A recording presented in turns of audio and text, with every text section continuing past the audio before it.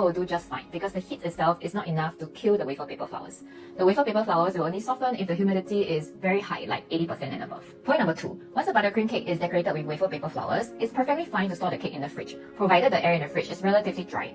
What you want to take note here is after you take the cake out of the fridge. If there isn't too much condensation happening on the surface of the buttercream where your wafer paper is in touch with, then your wafer paper will stay just fine since there isn't any excess moisture. However, if you know that there will be a lot of excess liquid due to condensation, which is caused by the drastic change in temperature, the next time before you place your wafer paper flower on your buttercream cake, apply a thin layer of melted cocoa butter on the surface or on the back of your wafer paper flowers or wherever that is coming in touch with the buttercream. The cocoa butter, which is an oil-based ingredient, will act as a barrier, preventing water from seeping into your wafer paper flowers, hence preventing it from softening too much. All that being said, based on my personal experience, condensation usually happens only for a while, and when it's gone, the buttercream comes to room temperature and your wafer paper flowers will stay up just fine, meaning it will not be too soft or it will not melt.